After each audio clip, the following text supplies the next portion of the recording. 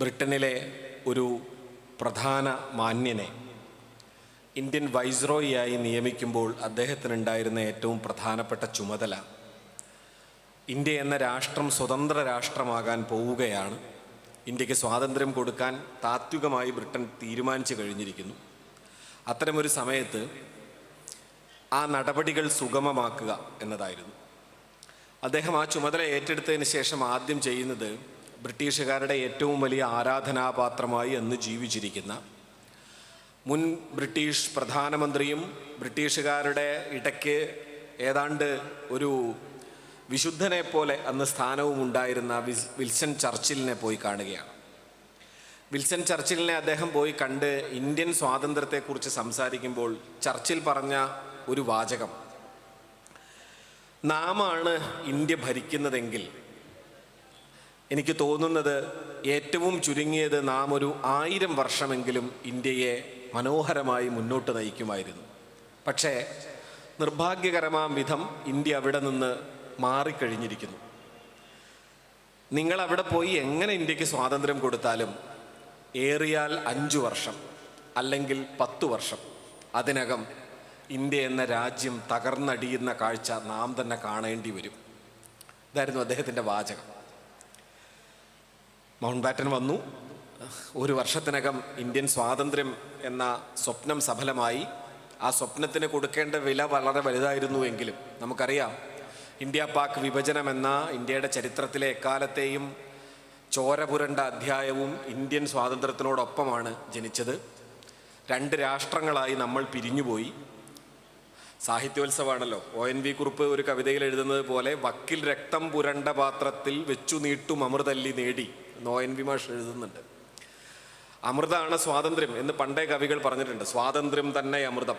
പക്ഷേ സ്വാതന്ത്ര്യം എന്ന അമൃതം നമ്മുടെ രാജ്യത്തിന് കുടിക്കാനായി കിട്ടിയത് വക്കിൽ ചോര പുരണ്ടൊരു പിഞ്ഞാണത്തിലാണ്. നമുക്ക് സ്വാതന്ത്ര്യം വിളമ്പിത്തന്ന പാത്രത്തിൻ്റെ വക്കിൽ മുഴുവൻ ചോരയുണ്ടായിരുന്നു. നമ്മൾ 2 രാജ്യമായി പിരിയുന്നു. 10 ലക്ഷത്തോളം മനുഷ്യരുടെ കൂട്ടക്കൊലയ്ക്കും 26ഓളം ലക്ഷം മനുഷ്യരുടെ ഭീകരമായ പലായനങ്ങൾക്കും എല്ലാം വിധിക്കപ്പെട്ടൊരു ജനതയായി നാം മാറുന്നു. എങ്കിലും നാം സ്വതന്ത്രമായി. ചർച്ചിൽ പറഞ്ഞ വാചകം ഇന്ന് നമ്മൾ ഓർക്കേണ്ടതാണ്. ഏറിയാൽ 5 വർഷം, ഏറിയാൽ 10 വർഷം. നാം എത്ര വർഷം പിന്നിട്ടു എന്ന് ഞാൻ പറയാതെ നിങ്ങൾക്കറിയാം. ഇന്നും ഇന്ത്യ ലോകത്തിന് മുന്നിൽ ഒരു സ്വതന്ത്ര പരമാധികാര ജനാധിപത്യ റിപ്പബ്ലിക്കായി നിലനിൽക്കുകയാണ്. ചർച്ചിൽ എന്ന ലോകം കണ്ട എക്കാലത്തെയും വലിയ രാഷ്ട്രീയ ധിഷണകളിൽ ഒന്നിനുപോലും പ്രവചിക്കാനാകാത്ത വിധം സങ്കീർണവും അതേസമയം പ്രതീക്ഷാ നിർഭരവുമായിരുന്നു ഇന്ത്യയുടെ ഭാവി. നമ്മൾ പലപ്പോഴും വളരെ ചെറിയ കാര്യങ്ങളിൽ സങ്കടപ്പെടുന്ന മനുഷ്യരാണ്. മനുഷ്യരുടെ പ്രാഥമിക വികാരം തന്നെ പലപ്പോഴും വേദനയാണ് എന്ന് പണ്ട് ചില സാഹിത്യകാരന്മാർ പറയും. ഫ്രെഡറിക് നീഷെ എന്ന് പറയുന്നൊരു തത്വചിന്തകനുണ്ട്. നീഷെ പറയുക, മനുഷ്യൻ്റെ പ്രാഥമിക വികാരം വിഷാദമാണ് എന്നാണ്, കടുത്ത വിഷാദം. ചിലപ്പോഴൊക്കെ നമുക്കത് ശരിയാണെന്ന് തോന്നും. മനുഷ്യൻ വലിയ വിഷാദജീവി കൂടിയാണ്. 10 വർഷം നമ്മൾ സ്വേച്ഛാധികാരത്തിൻ്റെ കീഴിലേക്ക് വരുമ്പോഴേക്കും നമ്മുടെ ഇടയിൽ ഒരുപാട് പേര് പറഞ്ഞുകൊണ്ടിരുന്നത് നമ്മൾ തോറ്റു എന്നാണ്. നമ്മുടെ ജനാധിപത്യം തോൽക്കപ്പെടുന്നു, വർഗീയ രാഷ്ട്രീയ ഹിന്ദുത്വ അധികാരത്തിന് മുകളിൽ നമ്മുടെ രാജ്യം തോറ്റ് മടങ്ങിപ്പോവുകയാണ് എന്ന നിരാശയുടെ ഇരുട്ട് നമ്മുടെ മുകളിൽ വ്യാപിക്കുമ്പോഴാണ് ഇപ്പോഴത്തെ തെരഞ്ഞെടുപ്പ് ഫലം വരുന്നത് നമുക്കറിയാം. അത് കേവലം ഒരു ഫലമല്ല. ഇന്ത്യ എന്ന രാജ്യം എത്ര കാലം എത്ര പേർ അധികാരം കൊണ്ട് അടിച്ചമർത്താൻ ശ്രമിച്ചാലും ഇന്ത്യക്കകത്ത് തന്നെയുള്ള ആന്തരികമായ ബലങ്ങൾ, ഇന്ത്യക്കകത്ത് തന്നെയുള്ള ആന്തരികമായ വൈരുദ്ധ്യങ്ങൾ, ഇന്ത്യക്കകത്ത് തന്നെയുള്ള മതനിരപേക്ഷതയുടെയും സാഹോദര്യത്തിൻ്റെയും ജനാധിപത്യത്തിൻ്റെയും മതങ്ങളോടൊപ്പം തന്നെ വിശ്വാസ പ്രമാണങ്ങളോടൊപ്പം തന്നെ ഓരോരുത്തരും പങ്കിടുന്ന വിശ്വാസങ്ങളെയെല്ലാം മുറുകെ പിടിച്ചുകൊണ്ട് തന്നെ പരസ്പരം പങ്കിടാവുന്ന വലിയ ലോക സാഹോദര്യത്തിൻ്റെ മാതൃകയായി ഇന്ത്യക്ക് നിവർന്നു നിൽക്കാനാകും എന്ന കാഴ്ച കൂടിയാണ് ഇത്തവണത്തെ തെരഞ്ഞെടുപ്പ് നമുക്ക് കാണിച്ചു തരുന്നത്. ഞാൻ പറഞ്ഞത്, ചർച്ചിലിന് തെറ്റിപ്പോയത് എവിടെയാണ് എന്നതാണ് ഞാൻ ആകെ സംസാരിക്കാൻ ഉദ്ദേശിക്കുന്നത്. കാരണം എന്നോട് സംഘാടകർ നിർദ്ദേശിച്ചൊരു വിഷയം നമ്മുടെ പ്രതീക്ഷയാണ്. യഥാർത്ഥത്തിൽ പ്രതീക്ഷാ നിർഭരമായി ലോകത്തെ കാണാൻ കഴിയില്ലെങ്കിൽ ഒരു വേദിയിലും നിന്ന് പ്രസംഗിക്കരുത് എന്ന അഭിപ്രായമുള്ള ഒരു മനുഷ്യനാണ് ഞാൻ, എഴുത്തുകാരൻ എന്നതിനേക്കാൾ ഒരു മനുഷ്യൻ എന്ന നിലയ്ക്ക്. നിങ്ങൾ സമ്പൂർണ്ണമായും ഈ ലോകം തോറ്റുപോകുമെന്നാണ് വിശ്വസിക്കുന്നതെങ്കിൽ പിന്നെ നിങ്ങൾ എന്തിനാണ് ഈ പൊതുവേദിയിൽ നിന്ന് സംസാരിക്കുന്നത്? നമ്മൾ സംസാരിക്കുകയും നമ്മൾ എഴുതുകയും സാഹിത്യ പ്രവർത്തനം നടത്തുകയും നമ്മൾ ഈ ലോകത്തോട് നിരന്തരമായി ചിലതെല്ലാം സംവദിച്ചു കൊണ്ടിരിക്കുകയും ചെയ്യുന്നത് ഈ ലോകം മുന്നോട്ട് സഞ്ചരിക്കുന്നു എന്ന പ്രതീക്ഷയുടെ അടിസ്ഥാനത്തിലാണ്. നമുക്ക് മുൻപ് ജീവിച്ചവർ ജീവിച്ചതിനേക്കാളും മികച്ചൊരു ലോകം ഇന്ന് നമുക്ക് സാധിച്ചെടുക്കാൻ കഴിഞ്ഞിട്ടുണ്ടെങ്കിൽ അതിനു പിന്നിൽ നമുക്ക് വേണ്ടി പൊരുതി വീണ അനേകം നമുക്ക് പിന്നിൽ നടന്നു തീർത്ത പൂർവികരുടെ, കാരണവന്മാരുടെ രക്തത്തിൻ്റെ, അവരുടെ ത്യാഗത്തിൻ്റെ, അവരുടെ ജീവിതത്തിൻ്റെ തീർച്ചയായും ഫലമുണ്ട്. അതുകൊണ്ട് നമുക്ക് വരാനിരിക്കുന്ന തലമുറയ്ക്ക് നൽകാനാകുന്ന ഏറ്റവും പ്രധാനപ്പെട്ട പ്രതീക്ഷ നാം ഈ ലോകത്തെ നാം ജീവിക്കുന്നതിനേക്കാളും മികച്ചൊരു ലോകമായി അടുത്ത തലമുറയ്ക്ക് കൊടുക്കും എന്നതാണ്. ഈ പ്രതീക്ഷയോടെ ലോകത്തെ കാണാനാണ് ഇത്തവണ ഇവിടെ സംഘടിപ്പിക്കപ്പെട്ടിരിക്കുന്ന സാഹിത്യോത്സവ് പ്രേരിപ്പിക്കുന്നത് എന്നറിയുന്നതിൽ എനിക്ക് വലിയ സന്തോഷമുണ്ട്. നിരാശയുടെ ഇരുൾ വ്യാപിക്കുന്ന ഒരു ലോകത്തിന് നേരെ പ്രതീക്ഷയുടെ വലിയ ഇടിമിന്നൽ പ്രകാശമായി നമ്മുടെ ജനാധിപത്യത്തെക്കുറിച്ചും മതനിരപേക്ഷതയെക്കുറിച്ചും സാഹോദര്യത്തെക്കുറിച്ചുമുള്ള ബോധ്യങ്ങൾ നിലനിൽക്കുന്നു. ആ നിലനിൽപ്പിനെ കൂടുതൽ ശക്തിപ്പെടുത്തുക എന്ന ദൗത്യത്തെ SSF പോലെ ഒരു സംഘടന അതിൻ്റെ സാഹിത്യോത്സവിലെ ദൗത്യമായി അംഗീകരിക്കുന്നു എന്നറിയുന്നതിൽ ഏറെ എനിക്ക് സന്തോഷമുണ്ട്. നമ്മൾ ഈ വലിയ പരാജയങ്ങൾ ഏറ്റുവാങ്ങേണ്ടി വരുമ്പോൾ, നമ്മുടെ രാജ്യം ഒന്നടങ്കം വലിയ അപകടത്തിലാണ് എന്ന് നിരന്തരം പറയേണ്ടി വരുമ്പോൾ, ഇതൊക്കെ നമ്മളൊക്കെ പറയാറുള്ളതാണ്. വലിയ തോതിൽ രാഷ്ട്രീയ ഹിന്ദുത്വത്തിൻ്റെ കീഴിൽ ഈ രാജ്യം അടിച്ചമർത്തപ്പെട്ട ഓരോ സമയത്തും പൗരത്വ ഭേദഗതി വരുന്നു, അങ്ങനെ എത്രയോ ഭീഷണമായ സാഹചര്യങ്ങൾ നമുക്ക് ഓർമ്മയുണ്ടാവും. ആ സമയത്തൊക്കെ വേദികളിൽ നിന്ന് സംസാരിക്കുമ്പോൾ അപകടകരമായ നമ്മുടെ രാജ്യത്തിൻ്റെ പോക്കിനെ കുറിച്ച് നമ്മൾ ആശങ്കപ്പെടുന്നുണ്ട്. പക്ഷെ അപ്പോഴൊന്നും നിരാശയോടെ സംസാരിക്കാതിരിക്കണം എന്ന് സ്വയം ഞാൻ കരുതാറുണ്ട്. അതിൻ്റെ പ്രധാന കാരണം ഒരു ചരിത്ര വിദ്യാർത്ഥി എന്ന നിലയ്ക്ക് എന്നോട് ചരിത്രം പറയുന്നത് അതാണ് എന്നതാണ്. ചരിത്രത്തിൽ അതിന് വലിയ തെളിവുകളുണ്ട്. ഇപ്പോൾ ബെനിറ്റോ മുസോളിനി എന്ന് പറയുന്ന ഇറ്റാലിയൻ ഫാഷിസ്റ്റ് അധികാരി, നമുക്കെല്ലാവർക്കും അറിയാം, ഇറ്റലി എന്ന രാജ്യത്തെ ഭരിച്ചുകൊണ്ടിരുന്ന ഫാഷിസം എന്ന ദർശനത്തിന് തന്നെ രൂപകൽപ്പന ചെയ്ത ബെനിറ്റോ മുസോളിനി കരുതിക്കൊണ്ടിരുന്നത് ഇറ്റലി എന്ന രാജ്യം 1000 വർഷമെങ്കിലും മുസോളിനിയുടെ ഈ ആദർശം ഭരിക്കും എന്നാണ്. 1000 വർഷം, സഹസ്രാബ്ദ വാഴ്ച എന്നത് അദ്ദേഹത്തിൻ്റെ ഒരു പ്രയോഗമായിരുന്നു. ബൈബിളിൽ നിന്നുമൊക്കെ കടമെടുത്തുകൊണ്ട് അദ്ദേഹം പറഞ്ഞിരുന്നത് 1000 വർഷമെങ്കിലും നമ്മൾ തുടർച്ചയായി ഭരിക്കും എന്നാണ്. അതേപോലെ തന്നെ ആത്മവിശ്വാസം ഉണ്ടായിരുന്ന മറ്റൊരു ആളുടെ പേര് അഡോൾഫ് ഹിറ്റ്ലർ എന്നാണ്. ഹിറ്റ്ലർ അദ്ദേഹത്തിൻ്റെ റഷ്ടാഗ് എന്ന് പറയുന്ന അവിടുത്തെ പാർലമെന്റിന് തീയിട്ട് നശിപ്പിച്ചതിന് ശേഷം നടത്തുന്ന പ്രസംഗമുണ്ട്. അത് അദ്ദേഹം തീയിട്ട് നശിപ്പിച്ചു എന്ന് ഹിറ്റ്ലർ ഒരിക്കലും സമ്മതിച്ചിട്ടില്ല. പക്ഷെ പിന്നീട് ആ കാര്യം തെളിവുകളോടെ പുറത്താക്കപ്പെട്ടു. അദ്ദേഹത്തിൻ്റെ പാർലമെന്റിന് അദ്ദേഹം തന്നെയാണ് തീയിട്ടത്, എന്നിട്ട് പുറത്തുള്ള മറ്റുള്ളവരാണ് തീയിട്ടത് എന്നുള്ള ദുരാരോപണം ഉയർത്തുകയാണ് ഹിറ്റ്ലർ ചെയ്തത്. ഹിറ്റ്ലർ അതിനുശേഷം നടത്തുന്ന പ്രസംഗത്തിൽ പറയുന്നത് ജൂതവംശത്തെ സമ്പൂർണമായി ഉന്മൂലനം ചെയ്യാനും ലോകത്തെമ്പാടുമുള്ള വിവിധ വിശ്വാസികളെ അവരുടെ വിശ്വാസ പ്രമാണങ്ങൾക്കപ്പുറം നമ്മുടെ പ്രത്യയശാസ്ത്രം എന്ന് വെച്ചാൽ വെറുപ്പിൻ്റെ നാസി പ്രത്യയശാസ്ത്രം പഠിപ്പിക്കാനും നമുക്ക് വരുന്ന 10 വർഷം കൊണ്ട് കഴിയും. അദ്ദേഹത്തിൻ്റെ പ്രതീക്ഷ അതായിരുന്നു. 10 വർഷം കൊണ്ട് അത് സാധ്യമായാൽ ഏറ്റവും ചുരുങ്ങിയത് 5000 വർഷം ഈ ഭൂമിക്ക് മുകളിലുള്ളൊരു നിക്ഷേപമാണ്, ഇൻവെസ്റ്റ്മെൻ്റാണ് നമ്മൾ നടത്തുന്നത്. ഞാൻ ഹിറ്റ്ലറുടെ വാക്കുകളാണ് അതേപടി ഉദ്ധരിക്കുന്നത്. 5000 വർഷമെങ്കിലും നാസിസം ലോകത്ത് നിലനിൽക്കും എന്നായിരുന്നു ഹിറ്റ്ലറുടെ പ്രതീക്ഷ. 2 പ്രത്യയശാസ്ത്രങ്ങളും, ഫാഷിസമാകട്ടെ നാസിസമാകട്ടെ, എന്താണ് സംഭവിച്ചതെന്ന് നമുക്കറിയാം. 21 വർഷമായിരുന്നു ഫാസിസത്തിൻ്റെ ആയുസ്. മിലാനിലെ തെരുവിലുള്ള ഒരു തെരുവ് വിളക്കിന് മുകളിൽ അനാഥമായി ബെനിറ്റോ മുസോളിനിയുടെ ശവം തൂങ്ങിയാടി കിടന്നു.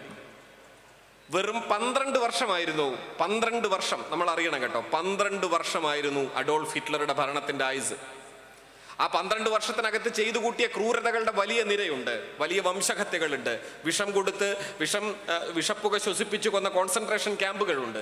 പക്ഷേ 12 വർഷം കഴിഞ്ഞപ്പോൾ ഇരുട്ട് മുറികൾ മാത്രം നിറഞ്ഞ ഒരു ചെറിയ വീട്ടിൽ നിന്ന് താഴെയുള്ള ഒരു തുരങ്കത്തിലേക്ക് തൻ്റെ കയ്യിലുള്ളൊരു നായയും ഒരു പ്രണയിനിയും മാത്രമായി ഒളിച്ചോടുകയും അതിനകത്ത് വെച്ച് ആത്മഹത്യ ചെയ്യുകയും ചെയ്യേണ്ടി വന്ന ഒരു ഭീരുവിൻ്റെ പേരാണ് ഹിറ്റ്ലർ.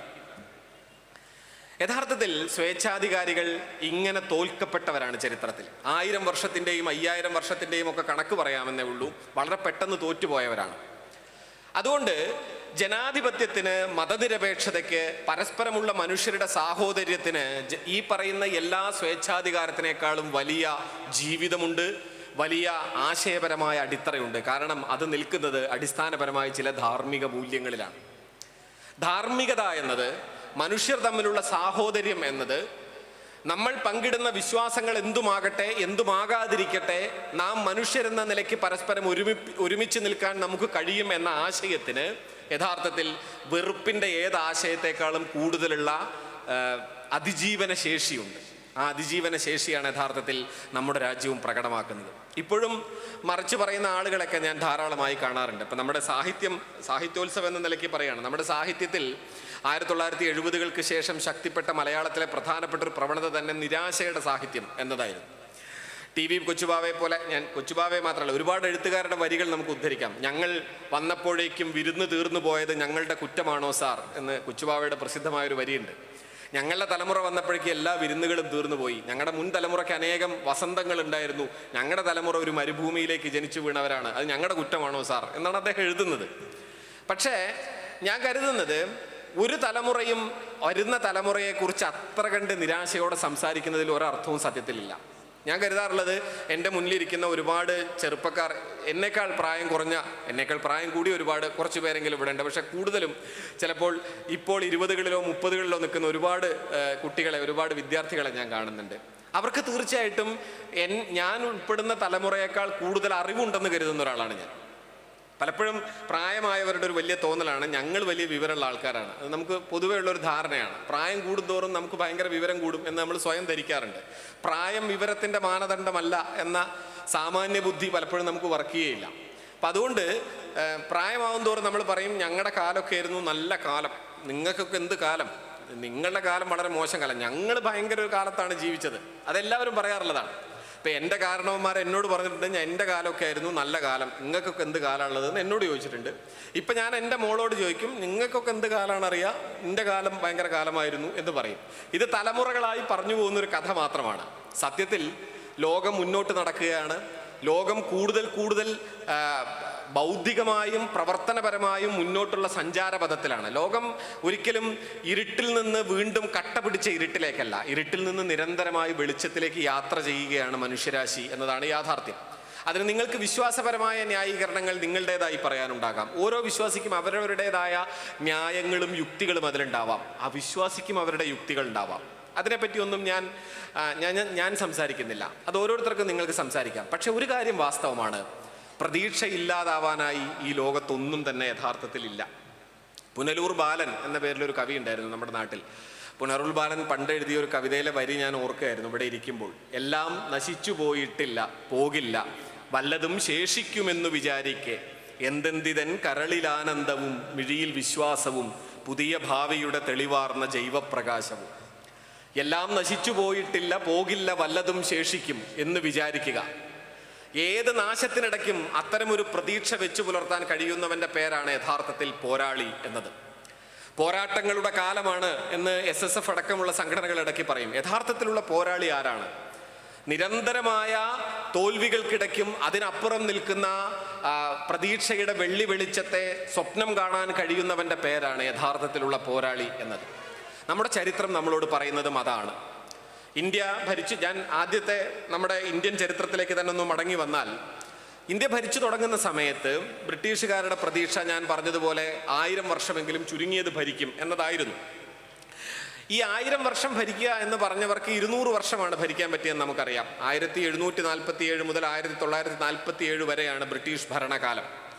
ഈ കാലത്തിനിടയ്ക്ക് ബ്രിട്ടീഷുകാർ ഇന്ത്യയെ ഒരു കോളനി രാഷ്ട്രമാക്കി പിടിച്ചു നിർത്തുക എന്നതിനു വേണ്ടി വലിയ തോതിൽ കഷ്ടപ്പെട്ടവരാണ്. നാം തിരിച്ചറിയേണ്ട ഒരു കാര്യം അതാണ്. കൊളോണിയലിസം എന്നത് മറ്റ് മൂന്നാം ലോക രാഷ്ട്രങ്ങളെ കോളനികളാക്കി മാറ്റുക എന്നത് അക്കാലത്തെ യൂറോപ്യൻ രാഷ്ട്രങ്ങളുടെ പൊതു സ്വഭാവമായിരുന്നു. യൂറോപ്പിൽ സ്പെയിൻ ആണെന്നുണ്ടെങ്കിലും ജർമ്മനി ആണെന്നുണ്ടെങ്കിലും പോർച്ചുഗീസ് ആണെന്നുണ്ടെങ്കിലും ഡച്ചുകാരാണെന്നുണ്ടെങ്കിലും ഇവരെല്ലാവരും തന്നെ ഇംഗ്ലീഷുകാരെ പോലെ തന്നെ വിവിധ രാജ്യങ്ങളിൽ പോവുകയും ആ രാജ്യങ്ങളെ അടിമ രാജ്യങ്ങളാക്കി മാറ്റുകയും ചെയ്തുകൊണ്ടിരുന്നു.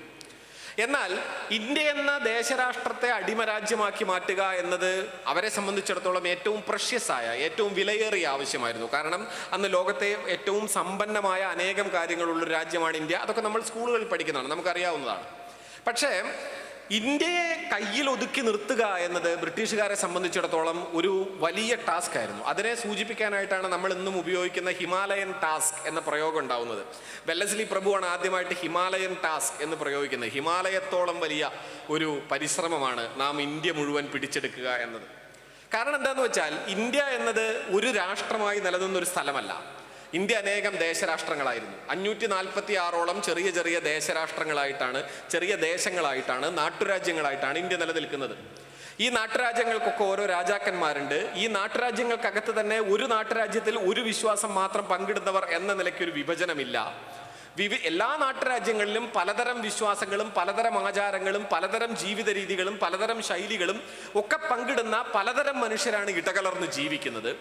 ഇവർക്കിടയിൽ നിന്നുകൊണ്ട് ഒരൊറ്റ അധികാരത്തിന് കീഴിൽ, ഒരൊറ്റ കൊടിക്കീഴിന് കീഴിൽ വിക്ടോറിയ രാജ്ഞിയുടെ അല്ലെങ്കിൽ ജോർജ് നാലാമൻ്റെയോ മൂന്നാമൻ്റെയോ അധികാരത്തിന് കീഴിൽ ഇതിനെ മുഴുവൻ ഒന്നിച്ചെത്തിക്കുക എന്ന് പറയുന്നത് വലിയൊരു പ്രയാസമായിരുന്നു. ഈ പ്രയാസം നമുക്ക് എല്ലാവർക്കും അറിയാം. ഇപ്പോൾ ഇന്ത്യൻ സ്വാതന്ത്ര്യ സമരത്തിൻ്റെ 2ാം ഘട്ടത്തെ പറ്റി നമ്മളെല്ലാവരും കൂടുതൽ പഠിക്കും. 1ാം ഘട്ടം നമുക്ക് എല്ലാവർക്കും അറിയാം. ഇന്ത്യയുടെ പൊതു സ്വാതന്ത്ര്യത്തെക്കാൾ കൂടുതൽ അതാത് നാട്ടിലെ പ്രശ്നങ്ങളെക്കുറിച്ച് ഉന്നയിച്ചുകൊണ്ടായിരിക്കും അന്നത്തെ സ്വാതന്ത്ര്യ സമര സേനാനികളെല്ലാം പോരാടിയത്. പക്ഷേ അവരുടെ എല്ലാം പോരാട്ടത്തിൻ്റെ അർത്ഥം എന്ന് പറയുന്നത് ഞങ്ങളെ ഭരിക്കാൻ നിങ്ങൾക്കെന്ത് അവകാശം എന്നതായിരുന്നു. ഇങ്ങനെ ഞങ്ങളെ ഭരിക്കാൻ നിങ്ങൾക്കെന്ത് അവകാശം എന്ന പേരിൽ പോരാടുന്ന ആയിരക്കണക്കിന് പോരാളികളുടെ ഒരു വലിയ സംഘാതം, ഒരു വലിയ സമുച്ചയം, ഒരു കൂട്ടം ഇന്ത്യയിലെമ്പാടും നിലനിൽക്കുകയാണ്. അതിനോട് എതിരിട്ടുകൊണ്ട് ഈ രാജ്യത്തെ പിടിച്ചു നിൽക്കുക എന്നത് വളരെ ശ്രമകരമായ ജോലിയായിരുന്നു. നമ്മൾ ഓർക്കേണ്ട ഒരു കാര്യമാണ്, ഇന്ന് ഇവിടെയുള്ളവർക്ക് രാജ്യദ്രോഹി പട്ടവും രാജ്യസ്നേഹി പട്ടവും വളരെ പെട്ടെന്ന് ചാർത്തി കൊടുക്കുന്ന ഹിന്ദുത്വവാദികൾ ആരും തന്നെ അന്ന് അവർക്കെതിരെ സമരം ചെയ്ത ആളുകളല്ല. ഒരാളുടെ പേര് പോലും അതിൽ പറയാനില്ല. എന്നാൽ പറയാനില്ലെന്ന് മാത്രമല്ല, ഒരു ചരിത്ര വിദ്യാർത്ഥി എന്ന നിലയ്ക്ക് വളരെ നിരാശാജനകമായി ഞാൻ കാണുന്ന കാര്യം, ആസൂത്രിതമായി തന്നെ ആ സമരത്തിൽ പങ്കെടുത്ത കുറേ മനുഷ്യരുടെ പേരുകൾ വെട്ടിക്കളയാൻ അവർ തുനിയുകയും ചെയ്യുന്നു. നമുക്കെല്ലാവർക്കും അറിയാം, മലബാർ സമരത്തിൽ പങ്കെടുത്ത ആളുകളുടെ പേരുകൾ വെട്ടിക്കളയുന്നത് ഏതാണ്ട് ഒരു 3 വർഷത്തിന് മുമ്പാണ്. ഹിസ്റ്ററി കൗൺസിൽ പ്രധാനപ്പെട്ട ആളുകളുടെ പേരുകൾ മുഴുവൻ സ്വാതന്ത്ര്യ സമര സേനാനികളുടെ പട്ടികയിൽ നിന്ന് നീക്കം ചെയ്യുന്നു. ആലി മുസ്ലിയാരുടെ പേര്, വാര്യംകുന്നത്ത് കുഞ്ഞഹമ്മദ് ഹാജിയുടെ പേര് ഒക്കെ നീക്കം ചെയ്യുന്നു.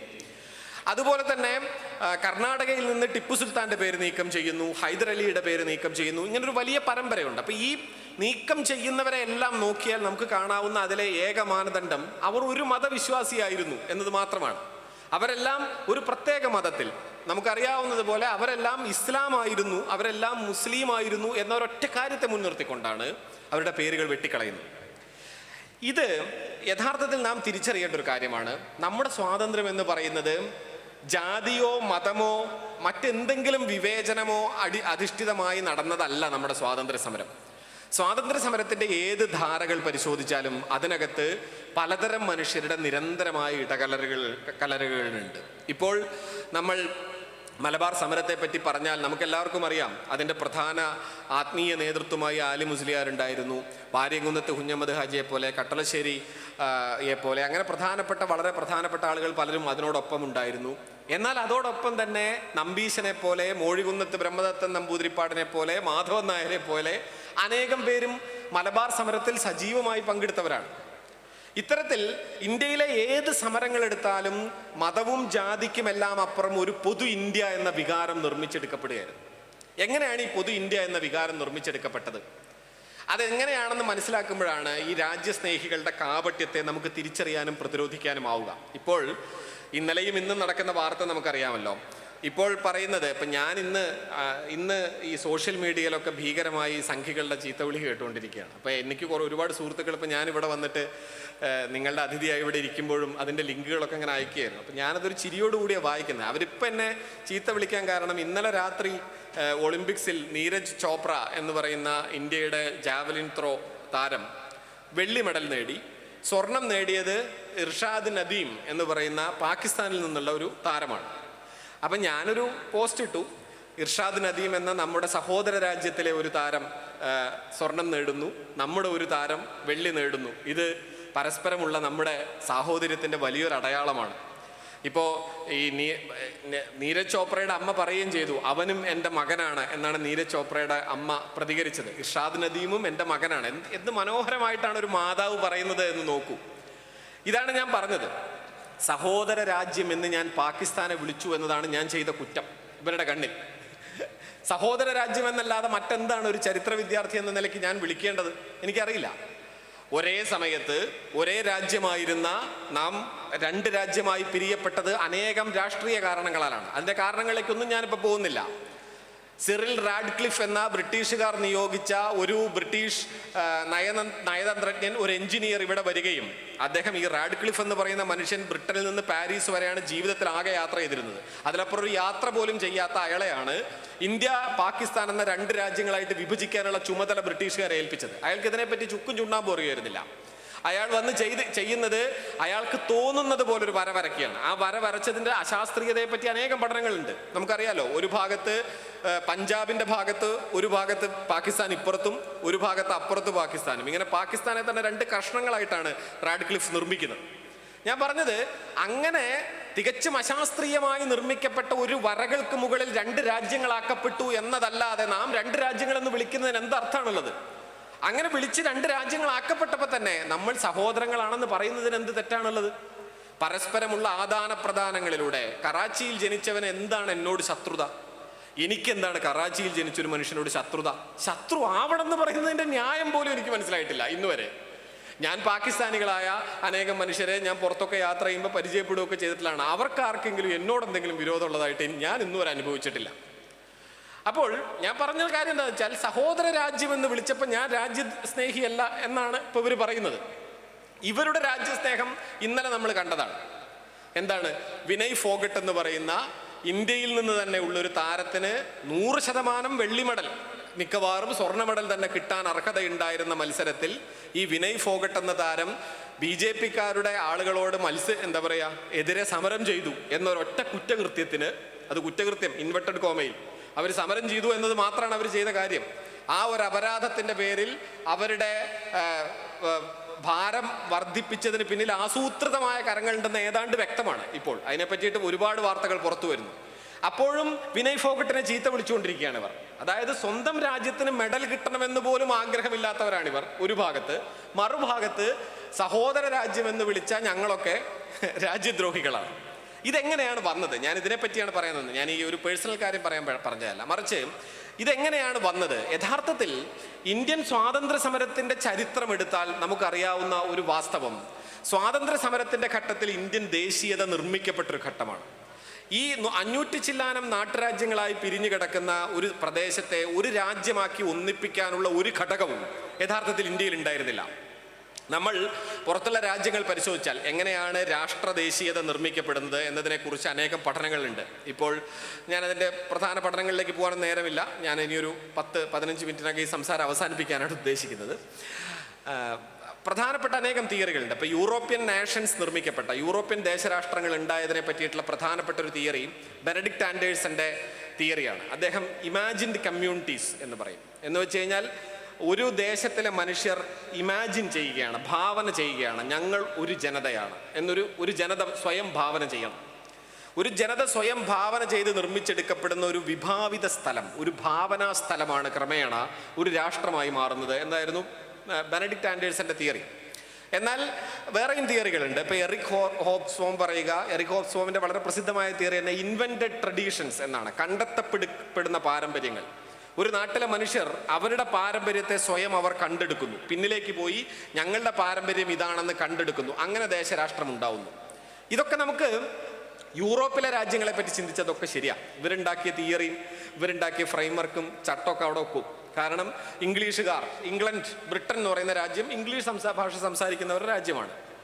ജർമ്മനി എന്ന് വെച്ചാൽ ജർമാനിയൻ ലാംഗ്വേജ് സംസാരിക്കുന്നവരുടെ നാടാണ്. ഫ്രഞ്ച് സംസാരിക്കുന്നവരുടെ രാജ്യമാണ് ഫ്രാൻസ്. പക്ഷേ ഇന്ത്യയിൽ വന്നാൽ ഈ പറഞ്ഞ ഒരു മുഴങ്കോല് കൊണ്ടും ഇന്ത്യയിൽ ഒരാശാരിക്കും, ഒരു സൈദ്ധാന്തിക ആശാരിക്കും അവരുടെ മുഴങ്കോല് വെച്ച് അളക്കാൻ പറ്റിയൊരു രാജ്യമല്ല ഇന്ത്യ.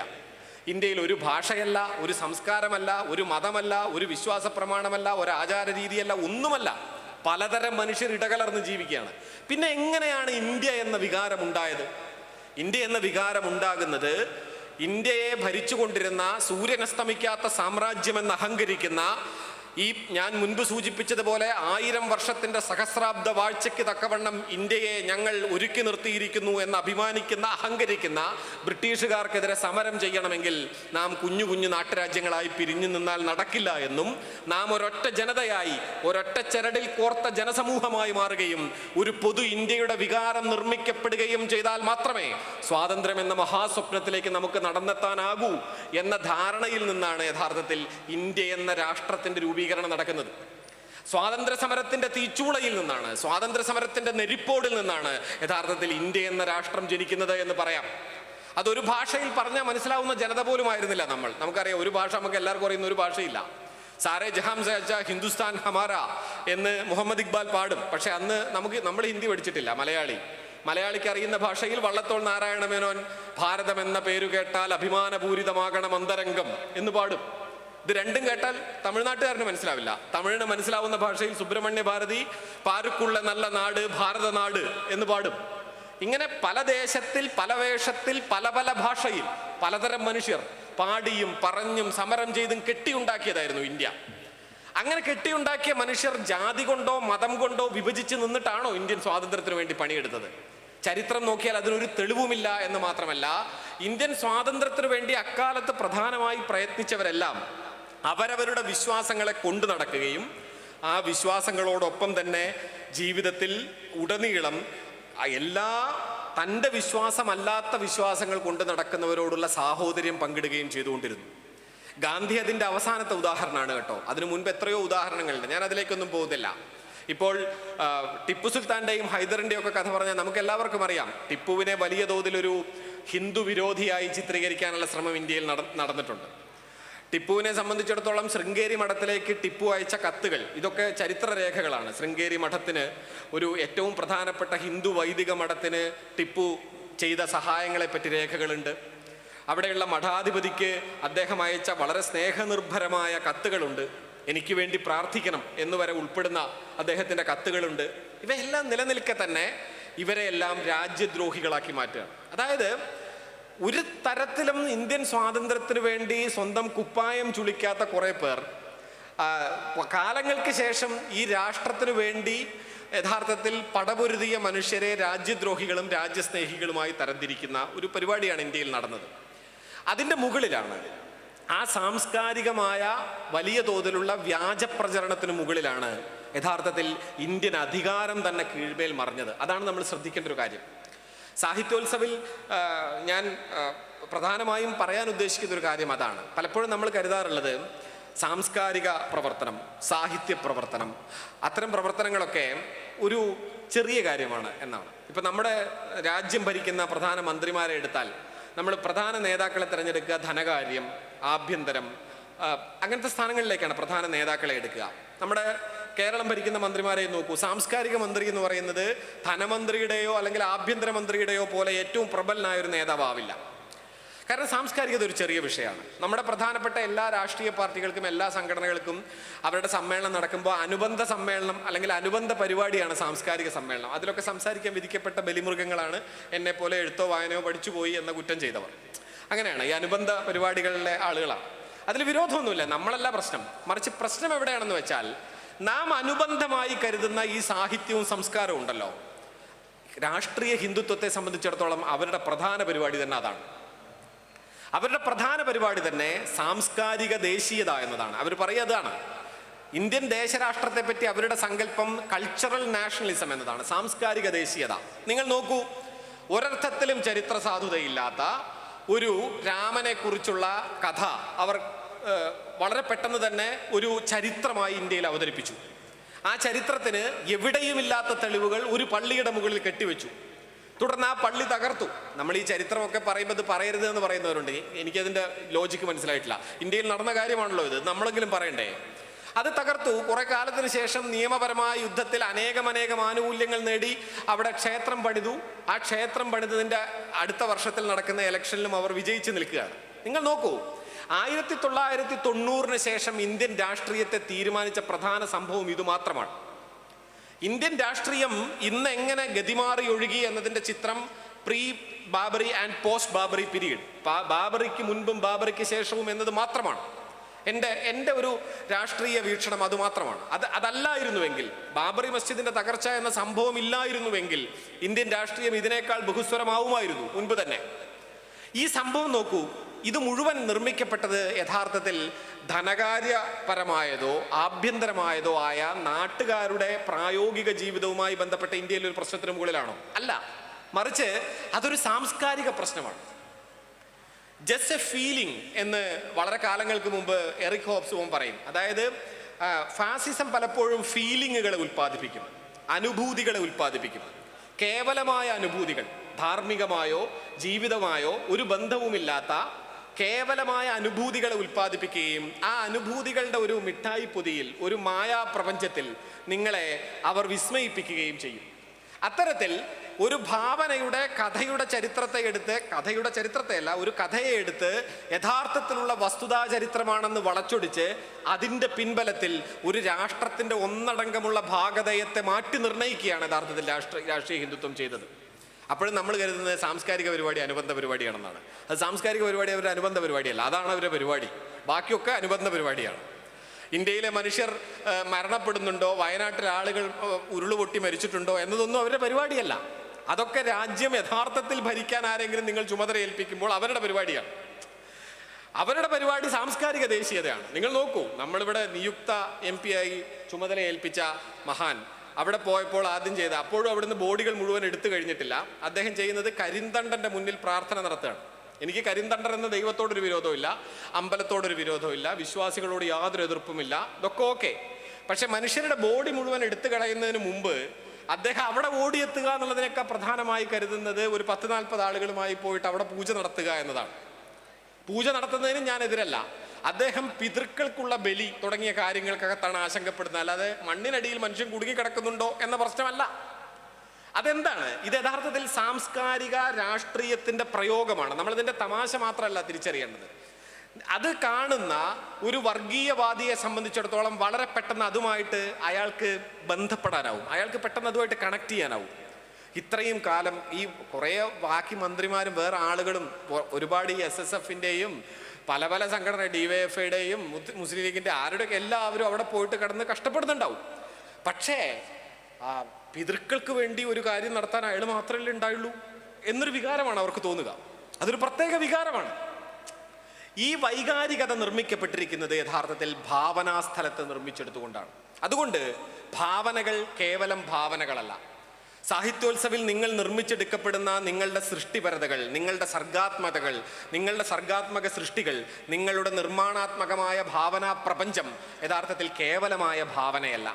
നിങ്ങൾ നോക്കൂ, കഴിഞ്ഞ 1.5 വർഷത്തിനിടയ്ക്ക് ലോക സാഹിത്യത്തിലെ ഏറ്റവും പ്രധാനപ്പെട്ട 100 കവിതകളെ ടൈംസ് മാഗസിൻ കഴിഞ്ഞ ദിവസം ലിസ്റ്റ് ചെയ്തു. കഴിഞ്ഞ 1.5 വർഷത്തിനിടയ്ക്ക് ഇറക്കപ്പെട്ട ഏറ്റവും മികച്ച 100 കവിതകൾ. ആ 100 കവിതകളിൽ 76 കവിതകൾ പലസ്തീൻ എന്ന് പറയുന്ന നാട്ടിൽ നിന്നാണ്. പലസ്തീൻ നിലവിലില്ല എന്ന് നമുക്കറിയാം. ഒരു റഫയും ഒരു ഗസയും ഒരു വെസ്റ്റ് ബാങ്കുമാണ് നിലവിലുള്ളത്. ആ പറയുന്ന വളരെ ചെറിയ ഒരു ഭൂപ്രദേശത്തെ ഏത് നിമിഷം ബോംബ് വന്ന് സ്വന്തം തലയിൽ പതിക്കും എന്നറിയാത്ത വിധം നിസ്സഹായരായ മനുഷ്യർക്കിടയ്ക്ക് നിന്നാണ് ലോക സാഹിത്യത്തിലെ ഏറ്റവും മികച്ച 70% കവിതയുണ്ടാവുന്നത് എന്ന് പറയുമ്പോൾ നാം മനസ്സിലാക്കേണ്ടത് എന്താണ്? സർഗാത്മകത എന്ന് പറയുന്നത് കേവലമായ സുഖാനുഭവങ്ങളുടെ മിഠായി പൊതികൾ മാത്രമല്ല, വലിയ സമരങ്ങളുടെ, വലിയ യാതനകളുടെ, ജീവിതത്തെ നേരിടാൻ വേണ്ടിയുള്ള തരണോപായത്തിനായുള്ള, അതിജീവനത്തിനായുള്ള മനുഷ്യരുടെ മഹാപ്രയത്നങ്ങളുടെ, അവയുടെ കൂടി സന്താനമാണ്, അവയുടെ കൂടി ഉൽപ്പന്നമാണ് യഥാർത്ഥത്തിൽ സാഹിത്യം എന്നത്. സാഹിത്യത്തിൻ്റെ ഏറ്റവും വലിയ അർത്ഥം അതാണ്. സാഹിത്യോത്സവം എന്ന് നിങ്ങൾ പറയുന്നല്ലോ, സഹിതം എന്ന വാക്കിൽ നിന്നാണ് സാഹിത്യം എന്ന വാക്കുണ്ടാവുന്നത്. സഹിതം എന്ന് പറഞ്ഞാൽ അടുത്ത് എന്നാണ് അർത്ഥം. സാഹിത്യം എന്ന് പറഞ്ഞാൽ യഥാർത്ഥത്തിൽ മലയാളത്തിൽ അർത്ഥം അടുത്തിരിക്കുക എന്നാണ്. നിങ്ങൾ അകന്നിരിക്കാതെ അടുത്തിരിക്കൂ എന്ന് പറയുന്നതിൻ്റെ പേരാണ് സാഹിത്യം, അല്ലാതെ പുസ്തകത്തിൽ എഴുതുന്നതിൻ്റെ പേരല്ല. അതിന് എഴുത്തുകാരൻ എന്നൊരു പേരുണ്ട്. എഴുത്തുകാരൻ എന്ന് വെച്ച് കഴിഞ്ഞാൽ എഴുത്തുകാരൻ എന്നൊരു അർത്ഥമേ ഉള്ളൂ. അത് ആധാരമാണെങ്കിലും എഴുതാം. അതിന് നിങ്ങൾ കവിതയും കഥയും എഴുതിക്കോളം നിർബന്ധമൊന്നുമില്ല എഴുത്തുകാരനാവാൻ. പക്ഷെ എഴുത്തുകാരനിൽ നിന്ന് സാഹിത്യകാരനിലേക്ക് ഒരു ദൂരമുണ്ട്. അതെന്താണ്? മനുഷ്യരെ അടുപ്പിച്ചിരുത്താനായി എഴുതുന്നതിൻ്റെ പേരാണ് സാഹിത്യം. മറിച്ച് അപരനോടുള്ള വെറുപ്പ് ഉൽപ്പാദിപ്പിക്കുന്നതിൻ്റെ പേര് സാഹിത്യം എന്നല്ല. നിരന്തരമായി അകന്നു പോകാൻ അനേകം സാധ്യതകളുള്ള, അകന്നു പോകാൻ ഭാഷ കൊണ്ടാകട്ടെ, ലിംഗം കൊണ്ടാകട്ടെ, വർണ്ണം കൊണ്ടാകട്ടെ, വിശ്വാസം കൊണ്ടാകട്ടെ, മതം കൊണ്ടാകട്ടെ, ആചാരം കൊണ്ടാകട്ടെ, അനേകം സാധ്യതകളുള്ള മനുഷ്യരെ വീണ്ടും വീണ്ടും ചേർത്ത് പിടിക്കുന്നതിൻ്റെ പേരാണ് സാഹിത്യം. അതുകൊണ്ടാണ് ഉള്ളൂർ എസ് പരമേശ്വരൻ എഴുതുന്നത്, അടുത്തു നിൽപ്പോർ അനുജനെ നോക്കാൻ അക്ഷികളില്ലാത്തോർക്ക് അരൂപൻ ഈശ്വരൻ അദൃശ്യനായാൽ അതിലെന്താശ്ചര്യം. അടുത്തു നിൽപ്പോർ അനുജനെ നോക്കാനുള്ള അക്ഷികൾ, കണ്ണുകളില്ലാത്ത മനുഷ്യർക്ക്. നിങ്ങളുടെ തൊട്ടടുത്ത് നിൽക്കുന്ന അനുജനെ കാണാനുള്ള കണ്ണ് നിങ്ങൾക്കില്ല. നിങ്ങൾക്ക് അരൂപിയായ ഈശ്വരൻ അദൃശ്യനാണ്, അത് ഈശ്വരനില്ല നിങ്ങൾ പറയും. കാരണം ഈശ്വരനില്ല എന്ന എളുപ്പത്തിൽ നിങ്ങൾക്കൊരു ഉത്തരത്തിലെത്താൻ കഴിയുന്നത് നിങ്ങൾക്ക് അടുത്ത് നിൽക്കുന്ന അനുജനെ തന്നെ കാണാനുള്ള കണ്ണില്ല എന്നതുകൊണ്ടാണ്. അടുത്ത് നിൽക്കുന്ന അനുജനെ കാണാൻ കണ്ണില്ലാത്തൊരു മനുഷ്യന്റെ മുന്നിൽ ഒരിക്കലും ഒരു സൃഷ്ടികർത്താവും പ്രത്യക്ഷപ്പെടാൻ പോകുന്നില്ല. അതാണ് നിങ്ങൾ തന്നെ പറയാറുണ്ടല്ലോ, എത്ര നേരം എത്ര കൃത്യമായി നിസ്കരിക്കുന്നു, എത്ര കൃത്യമായി പഞ്ചസ്തംഭങ്ങൾ മുഴുവൻ അനുഷ്ഠിക്കപ്പെട്ടിട്ടുണ്ട് എന്നതുകൊണ്ട് മാത്രം ഒരാൾ ഇസ്ലാമായി തീരുമോ എന്ന ചോദ്യത്തിനുള്ള ഏറ്റവും പ്രധാനപ്പെട്ട ഉത്തരമുണ്ടല്ലോ, നിങ്ങളുടെ ഉത്തരം. നമുക്കെല്ലാവർക്കും അറിയാം, അത് മാത്രമല്ല ഒരാൾ ഇസ്ലാമായി തീരുന്നതിൻ്റെ പിന്നിലെ കാര്യം എന്ന് പറയുന്നത്, അതിനകത്ത് ധാർമ്മികമായൊരു ജീവിതമുണ്ട്, പരസ്പരമുള്ള സാഹോദര്യത്തിൻ്റെ സ്നേഹമുണ്ട്.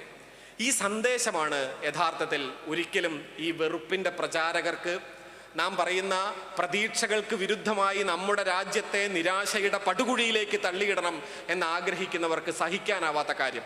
കാരണം അവരെ സംബന്ധിച്ചിടത്തോളം എല്ലാ സാഹിത്യവും എല്ലാ സർഗാത്മകതയും മനുഷ്യരെ ചേർന്നിരുത്താനുള്ളതല്ല, പരസ്പരം വെറുപ്പ് മാത്രം പങ്കുവെക്കാനുള്ളതാണ്. ഒറ്റ ഉദാഹരണം പറഞ്ഞ് ഞാനത് അവസാനിപ്പിക്കാം. വെറും 2 മിനിറ്റുകൾ. സവർക്കറെ കുറിച്ച് നമ്മൾ അനേകം കേട്ടിട്ടുണ്ടാവും. സവർക്കർ എഴുതിയ ഒരൊറ്റ നോവലാണ്, പ്രസിദ്ധമായ നോവൽ. അദ്ദേഹം എഴുതിയ നോവൽ മലബാർ സമരത്തെക്കുറിച്ചാണ്. നിങ്ങൾ ആലോചിച്ച് നോക്കൂ, മറാത്തിയായ വിനായക് ദാമോദർ സവർക്കർ ഒരൊറ്റ നോവൽ എഴുതിയിട്ടുള്ളൂ. ആ നോവൽ നമ്മുടെ നാട്ടിലെ മലബാർ സമരത്തെക്കുറിച്ചാണ്. മലബാർ സമരത്തിൻ്റെ ചുക്കും ചുണ്ണാമ്പും സവർക്കർക്ക് അറിയില്ലായിരുന്നു. സവർക്കർ കേരളം എന്ന് പറയുന്ന ദേശമേ കണ്ടിട്ടില്ല. സവർക്കർ എഴുതുന്ന ആ നോവൽ ഞാൻ വായിച്ചിട്ടുണ്ട്, മലൈക്ക താജ്. നിങ്ങൾ വായിക്കേണ്ടതാണ് യഥാർത്ഥത്തിൽ വെറുപ്പിൻ്റെ സാഹിത്യം എന്താണെന്ന് അറിയാൻ. ആ പുസ്തകത്തിൽ അദ്ദേഹം പറയുന്നത്, ഇവിടെയുള്ള ഹിന്ദുക്കളായ ആളുകളുടെ വീടുകൾക്ക് തീ വെക്കാനായി രാത്രിയിൽ മുസ്ലിം ഉമ്മമാർ കുട്ടികളെയൊക്കെ തീക്കൊള്ളികളുമായി പറഞ്ഞയക്കുകയാണ് എന്നാണ്. അതിലെ ഒരു ഉമ്മയുണ്ട്. ആ ഉമ്മ ഒരു വലിയ പിശാചിനെ പോലെയാണ് പെരുമാറുന്നത്. ആ ഉമ്മ അവിടെ സ്വന്തം മക്കളെയൊക്കെ ഹിന്ദുക്കൾക്ക് തീ വെക്കാനായി പറഞ്ഞയക്കുകയാണ്. അങ്ങനെ ഒരു സംഭവം മലബാർ സമരത്തിൻ്റെ മൊത്തം ഭാഗം, അതിൻ്റെ മിക്കവാറും എല്ലാ പുസ്തകങ്ങളും വായിച്ചു എന്ന് അഭിമാനമുള്ള ഒരാളാണ് ഞാൻ, പ്രധാനപ്പെട്ട രേഖകളൊക്കെ. കാരണം എൻ്റെ പഠനത്തിൻ്റെ ഭാഗമായിട്ട് ഞാൻ എൻ്റെ മുഴുവൻ വായനയിൽ അങ്ങനെ ഒരു സംഭവം നടന്നതായിട്ട് ഞാൻ കേട്ടിട്ടില്ല. സവർക്കർ സ്വന്തം ഭാവനയിൽ നിന്ന് നിർമ്മിച്ചെടുക്കുകയാണ്. ഞാൻ പറയുന്നത് ഇതാണ്, സാഹിത്യം എന്ന് പറയുന്നത് ഒരേ സമയം മനുഷ്യരെ ചേർന്നിരിക്കാനുള്ള ഉപാധിയായി ഉപയോഗിക്കുന്ന നമുക്കപ്പുറം മനുഷ്യരെ നിരന്തരമായി അകറ്റാനും വിഭജിക്കാനുമുള്ള വെറുപ്പിൻ്റെ ആയുധമായി കൂടി സാഹിത്യം ഉപയോഗിക്കുന്നവർക്കിടയ്ക്കാണ് നാം നിലനിൽക്കുന്നത് എന്ന ഓർമ്മ നമുക്ക് വേണം. അതോടൊപ്പം തന്നെ നിരന്തരമായ പ്രതീക്ഷയുടെ അതിജീവനത്തിൻ്റെ സ്വപ്നത്തെ നമുക്ക് പങ്കുവയ്ക്കാൻ പറ്റണം. ലാസ്റ്റ് ടെംപ്റ്റേഷൻ ഓഫ് ക്രൈസ്റ്റ് എന്ന് പറയുന്ന കസാൻ സാക്കിസിൻ്റെ പ്രസിദ്ധമായ നോവലുണ്ട്, ക്രിസ്തുവിൻ്റെ അന്ത്യപ്രലോഭനം. അതിലെ ഒരു കാര്യം പറഞ്ഞ് ഞാനത് അവസാനിപ്പിക്കാം. ക്രിസ്തുവിൻ്റെ അന്ത്യപ്രലോഭനത്തിൽ ഈ പ്രവാചകനായ ക്രിസ്തുവിൻ്റെ ഈ അവസാനത്തെ ക്രൂസിഫിക്കേഷൻ, കുരിശിലേക്ക് ഏറാൻ പോകുന്നതിന് മുമ്പുള്ള വിചാരണ നടക്കുകയാണ് പിലാത്തോസുമായിട്ടുള്ള. അപ്പോൾ അതിൽ അദ്ദേഹത്തിന് മുകളിൽ ആരോപിക്കപ്പെട്ട കുറ്റങ്ങൾ നിങ്ങൾക്കെല്ലാവർക്കും അറിയുമായിരിക്കും. ആ കുറ്റപത്രമൊക്കെ പിലാത്തോസ് ന്യായാധിപൻ വായിക്കും. അപ്പോൾ അവസാനം ഈ കുറ്റങ്ങളൊക്കെ ചെയ്തോ എന്ന് പറയുമ്പോൾ ക്രിസ്തു തിരിച്ചു പറയുന്ന മറുപടിയും ഒരു ദാനിയേൽ പ്രവാചകൻ കണ്ടൊരു സ്വപ്നമാണ്. അദ്ദേഹം പറയും, ദാനിയേൽ പ്രവാചകൻ ഒരു സ്വപ്നം കണ്ടു, ഒരു വലിയ പ്രതിമയുണ്ടായിരുന്നു. ആ പ്രതിമയുടെ തല സ്വർണം കൊണ്ടായിരുന്നു, നെഞ്ച് മുഴുവനായും വെള്ളി കൊണ്ടായിരുന്നു, കൈകൾ മുഴുവൻ ചെമ്പ് കൊണ്ടായിരുന്നു, കാലുകൾ മുഴുവൻ ഇരുമ്പ് കൊണ്ടായിരുന്നു. പക്ഷേ ആ പ്രതിമയുടെ പാദങ്ങൾ വെറും മണ്ണുകൊണ്ടായിരുന്നു. ആ പ്രതിമ അധികാരമാണ്. ഒരു കല്ല് കൃത്യമായി ആ കാലിലേക്ക് എറിഞ്ഞ് പതിപ്പിച്ചതോടെ ആ പ്രതിമ താഴത്തേക്ക് നിലംപൊത്തി. ദുർബലമായ മണ്ണിലേറ്റ ഒരൊറ്റ ചെറിയ കല്ലുകൊണ്ട് ആ പ്രതിമ നിലംപൊത്തി. പ്രിയപ്പെട്ട പിലാത്തോസ്, നിങ്ങൾ മനസ്സിലാക്കുക, ഞാൻ ആ എറിയപ്പെട്ട കല്ലാണ്, എറിഞ്ഞവൻ നമ്മുടെ സൃഷ്ടികർത്താവും എന്നാണ് യേശുവിൻ്റെ മറുപടി. യഥാർത്ഥത്തിൽ അത് പ്രതീക്ഷയുടെ ഒരു വലിയ ഇമേജാണെന്നാണ് ഞാൻ കരുതുന്നത്. എത്ര വലിയ സർവശക്തിയിലാണ് എന്ന് അഹങ്കരിച്ചാലും ഫാഷിസത്തിൻ്റെ കാലുകൾ മണ്ണുകൊണ്ടാണ് പ്രിയപ്പെട്ട സുഹൃത്തുക്കളെ. നാം കൃത്യതയാർന്ന സാഹോദര്യത്തിൻ്റെ, പരസ്പര സ്നേഹത്തിൻ്റെ, പരസ്പരമുള്ള എന്നത്തെയും ചേർത്ത് നിൽപ്പിൻ്റെ, സ്നേഹത്തിൻ്റെ വലിയ സന്ദേശത്തിൻ്റെ പ്രവാചകരായി മാറുന്നതോടെ, അതിൻ്റെ സന്ദേശവാഹകരായി മാറുന്നതോടെ അതിൻ്റെ ജീവിതം, ആ സ്നേഹത്തിൻ്റെ ജീവിതമായി മാറുന്നതോടെ അതിനു മുന്നിൽ പിടിച്ചു നിൽക്കാനാവാതെ പരാജയപ്പെടുകയാണ് എല്ലാ ഫാഷിസത്തിൻ്റെയും എക്കാലത്തെയും ചരിത്രത്തിലെ വിധി. അതുകൊണ്ട് തന്നെ പ്രതീക്ഷയുടെ ഒരു കാലത്തെ സ്വപ്നം കാണുക എന്ന ഓർമ്മപ്പെടുത്തലോടെ ഞാൻ